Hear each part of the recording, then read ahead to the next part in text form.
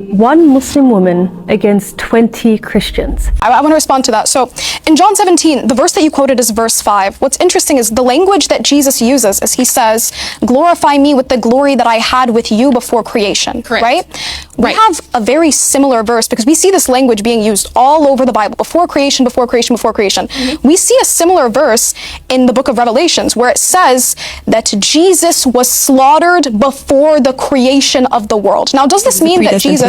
Wait, does this mean... Does this mean that Jesus was literally slaughtered before the creation of the world? No, this is something called idiomatic prophetic language. As you said, it's prophecy. So Jesus isn't saying that he possessed glory eternally, because you agree that that's prophetic language in Revelation. Jesus is saying in John 17:5 that it is so certain that Jesus was going to come and he was going to be the Messiah and a righteous man and so on and so forth, that he was going to be glorified by God. He's not saying that he possessed it from eternity. And we also see another verse in, I believe it's 2 Peter, where it says something similar about the disciples, that the disciples were blessed before creation.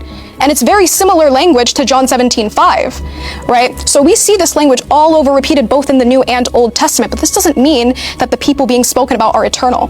How do you make the distinction that Revelation is prophetic, idiomatic language as opposed to John 17 being literal language? What do you base that off of? Okay, perfect. So we see that every single instance in which this phrase is used, before the creation of the earth, and so on and so forth, for example, in Revelations, for example, the verse that I cited in Peter, right? We see that both of these are prophetic, and we also see language like this in the Old Testament. The reason why I interpret it to be prophetic and not literal is because the other instances in the Bible where it speaks like this, it is speaking prophetically. And also, another reason is, I would ask, do you believe that there's anything eternal alongside God?